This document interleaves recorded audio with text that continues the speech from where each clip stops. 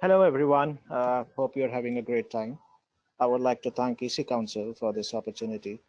Well, it's truly a privilege to be part of this great thought leadership series and be able to share my knowledge and experience with this audience. So, just for the ease of understanding, I've broken down the session in a much simpler form.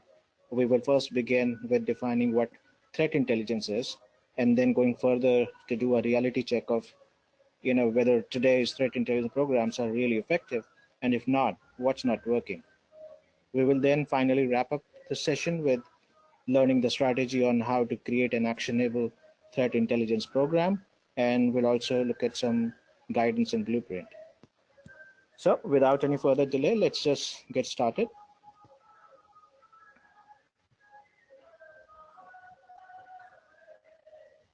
So what is threat intelligence? Well, it actually depends upon who you're asking. While we have industry analysts and security vendors defining it in their own way, but what is truly important to note is that there is a high acceptance today of the fact that threat intelligence is increasingly becoming important and playing a greater role in achieving cyber resilience. So when I use the term intelligence, I actually use it to describe the analysis and evaluation of data pertaining to cyber threats and the assessments we make based on a combination of data, people, and technology.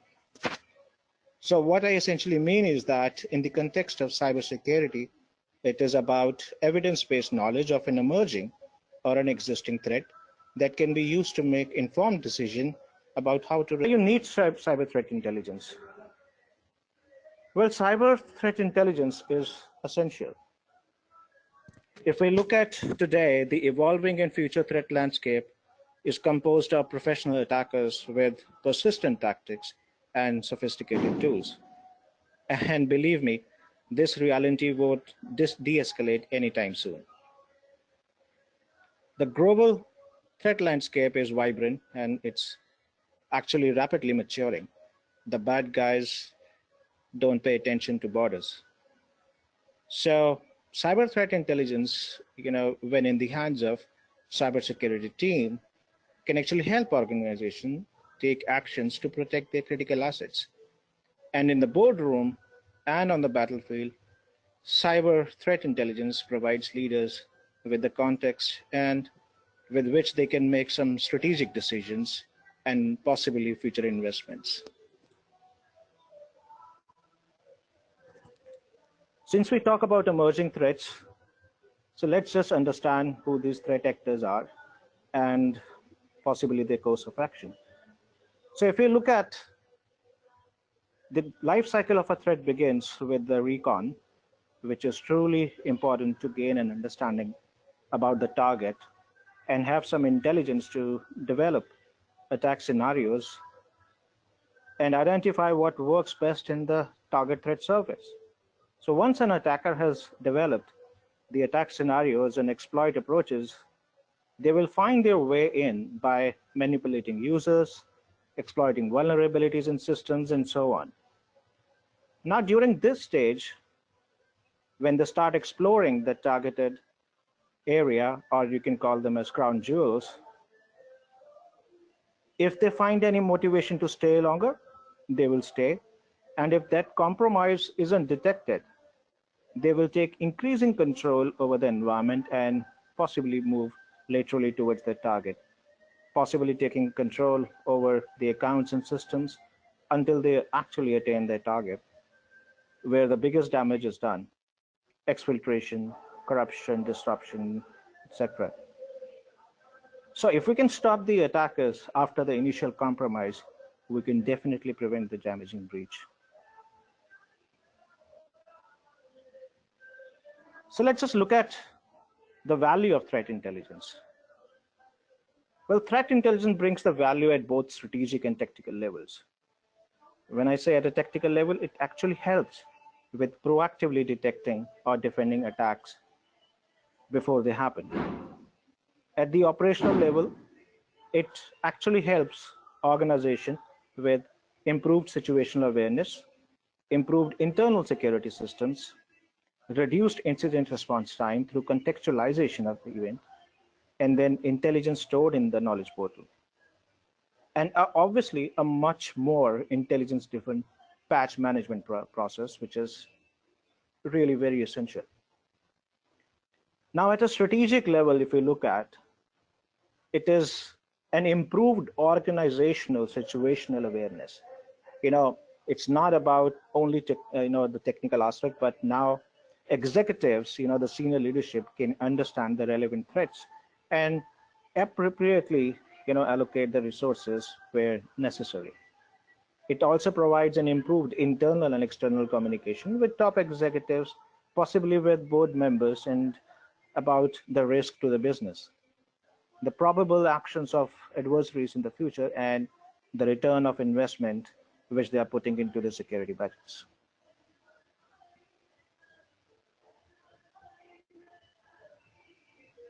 So now the burning question is, if threat intelligence is so imperative for achieving cyber resilience and organizations are really spending billions of dollars into security budget, then why today these programs fail? Let's also look at what's not working. So let's do some reality check. The global cybersecurity spend today is reaching $130 billion.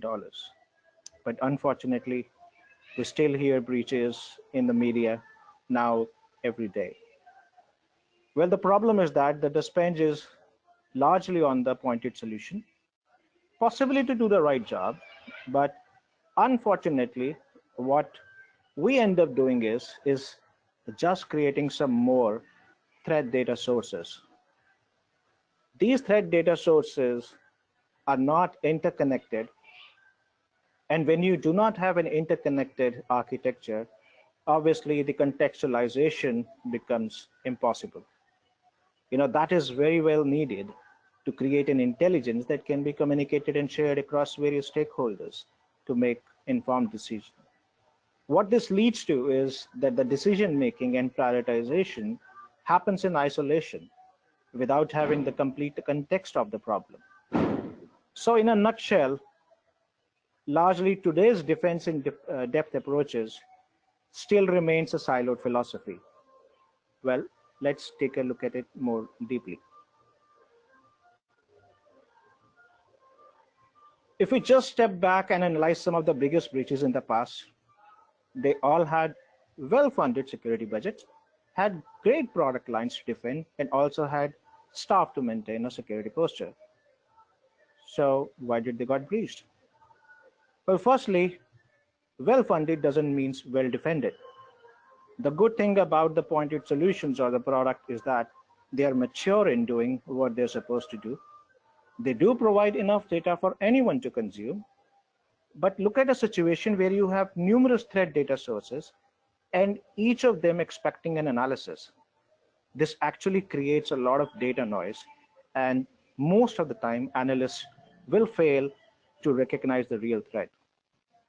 These, my friend, is what I call a false sense of security. So now it's very important to look at what we are doing with this pointed solutions. We really need to look at the difference between threat data versus threat intelligence. So there is a very clear distinction between threat data and threat intelligence. When we talk about threat data, you have multiple vendors that provide threat, data feeds, with a very limited context and often, with actually no analysis. These feeds can sometimes be helpful, but they can also have multiple issues. Which could be, it is always one-dimensional. There is a narrow collection focus. There is no or limited validation and analysis. Very high noise to signal. Obviously, many false positive. There is a lot of increased alerts, which, possibly lead to a lot of wasted efforts. And obviously, it's a data which has a little or no prioritization context. What threat intelligence is, in contrast, is it provides you very rich contextual information. And with that, it also provides you an actionable aspect.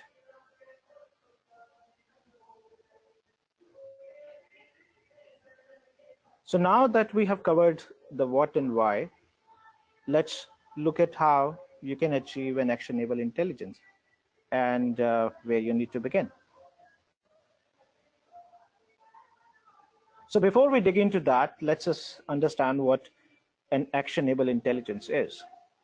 Well, I've got a definition on the screen right now, which is by Forrester, but I'll give you mine, which is, to me, an intelligence to be an actionable, it really has to be timely, has to be accurate, has to be relevant and specific, has to be aligned with your intelligence requirement, has to be predictive and tailored. These are some of the attributes that provide an actionability to any intelligence.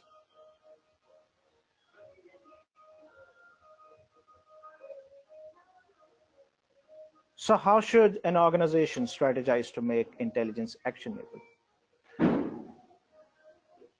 Well, there are various ways you can do that, but what it takes is it takes a lot of motivation and will, and obviously the senior leadership's trust and commitment to do that.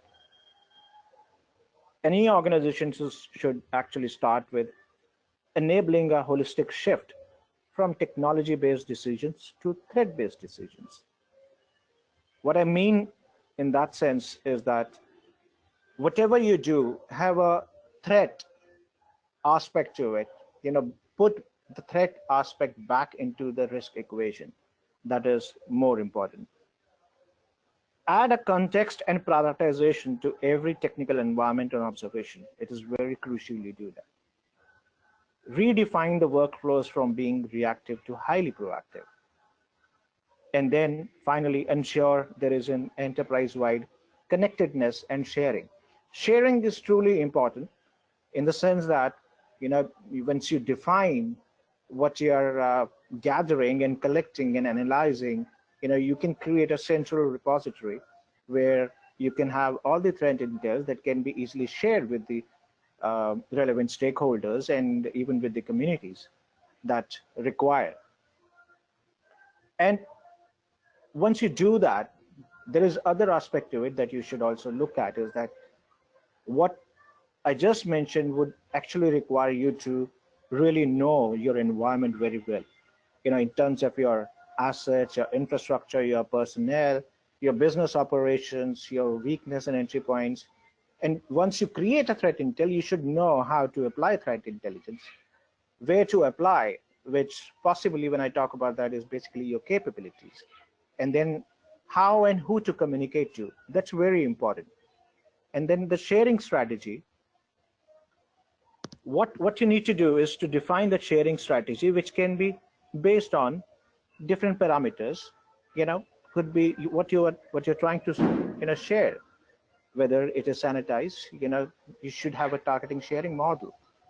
You should provide a unique data, easily ingestible, concise, and clear. And obviously, one of the other aspects that we talked about earlier as well is has to be real time.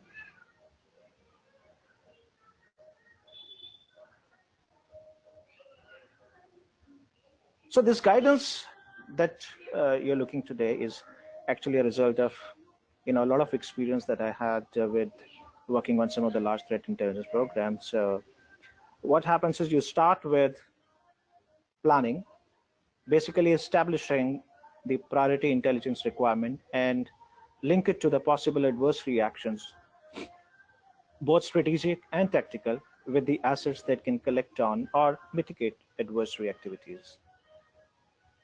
Then you collect data from internal sources, such as your SOC alerting, any external sources, such as stakes and taxi or IOC feeds.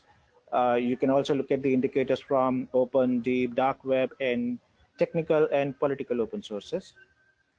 Then you process them to normalize, create trends, summarize, adjudicate for validity, and then provide context to raw data in preparation for further analysis. When you do an analysis, try and utilize a TH construct focusing on near real-time monitoring. Try and focus on the larger operational picture of adversity, the tactical maneuvers. Then you can also focus on some of the advanced analysis, which includes activities such as threat actor profiling, attack attribution analysis, and threat enrichment, which is through in-depth research and analysis of IOC and deep dives into malware attack pattern. And finally, dissemination. Ensure that the actionable intelligence reaches decision makers and all the other teams as appropriate via predefined production or dissemination cycle. So let's now take a look at the blueprint that you can use to achieve an actionable intelligence. Well, the slide is pretty much self-explanatory, but the focus that I really want to put across is to have decision makers, information with the context or intelligence with the context that they need at the technical, strategic, and operational levels to make actionable assessments. The intent for threat intelligence is to be actionable and provide security teams with the intelligence and context which is necessary to deal with security incidents and understand what threats may be coming down the pipe. It is the relevant threat data and analysis integrated with analytical tools to help identify, prioritize, and respond to high priority threats. This context and analysis actually augments the alerts security teams get from their various appliances. So just to wrap up, achieving actionable threat intelligence requires organizations to centralize access to intelligence, perform rigorous attribution and track the threat groups, provide context to cyber events so that it can enhance your corporate knowledge, and disseminate, which essentially means that you can share and disseminate intelligence to business units and clients and customers or community to take the real actions that are necessary.